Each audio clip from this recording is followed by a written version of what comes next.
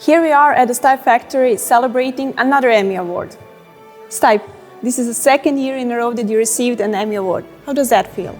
Well, the feeling is amazing. To be recognized for 2 consecutive years is a great honor to me and a big acknowledgement to all of us at Stype.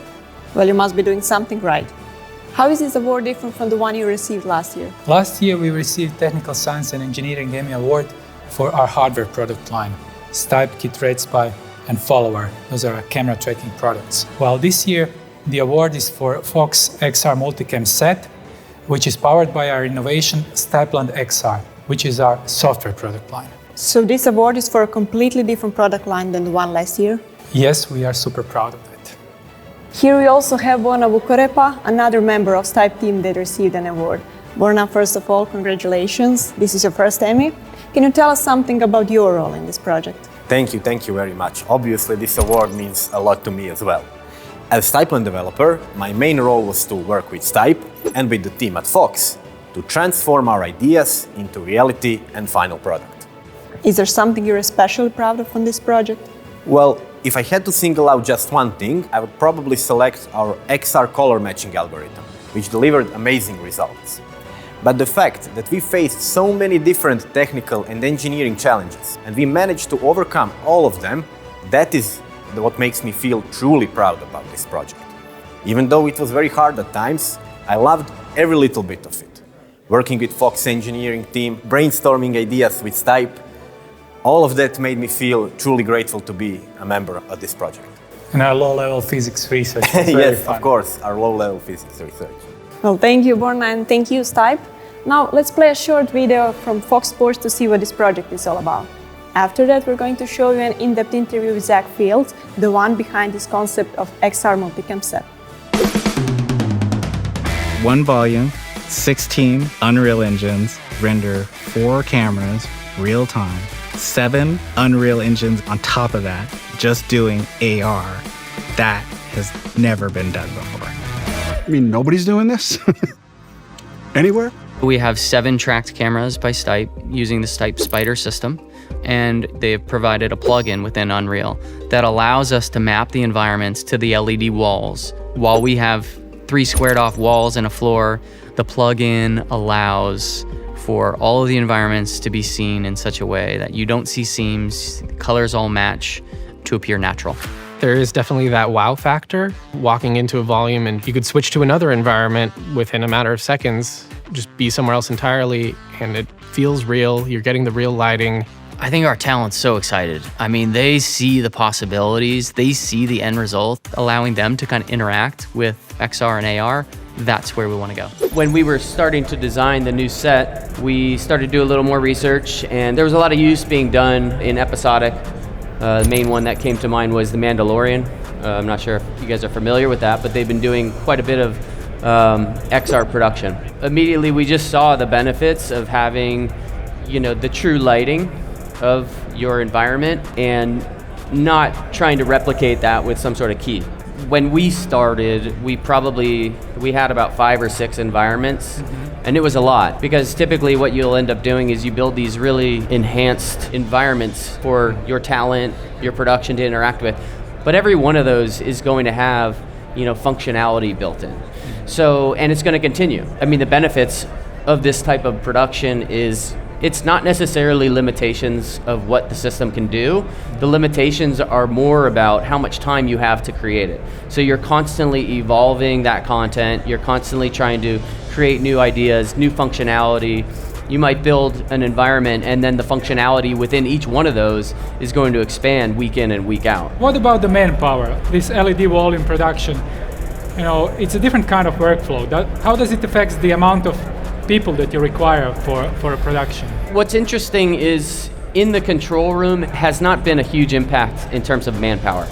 We have pretty much the same amount of people. The difference is really the tools that you use to manage that. So what we've tried to do is keep it really simple.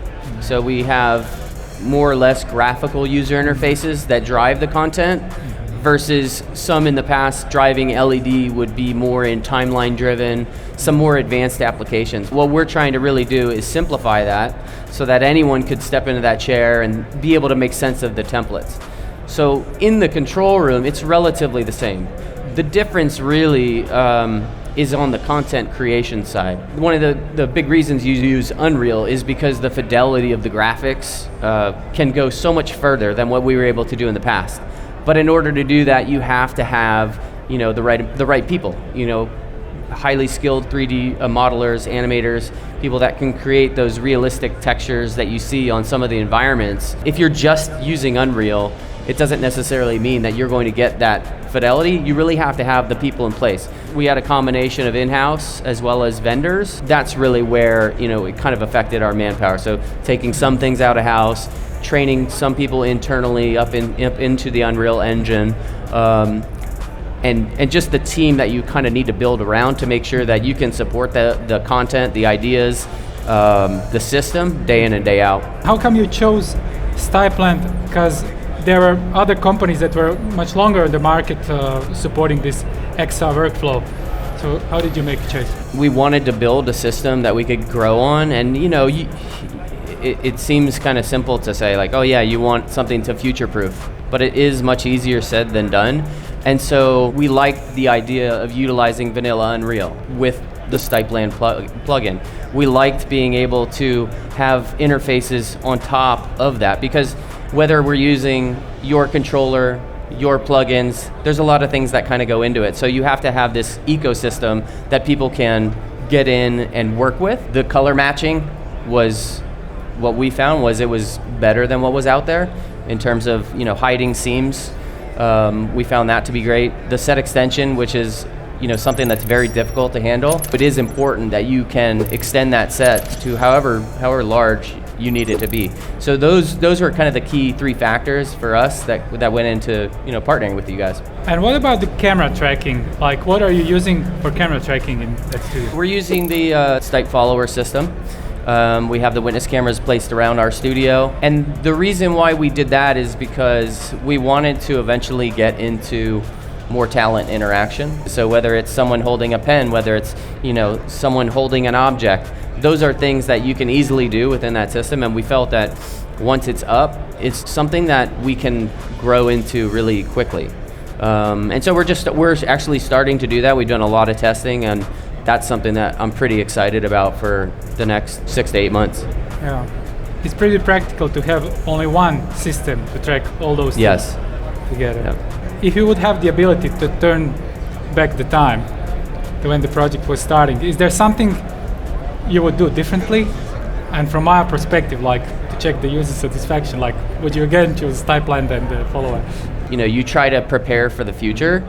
And it's one of those projects I'm pretty proud of what we had accomplished with you guys and our internal team and our engineering team, which were amazing, into putting something together that essentially is something to build on.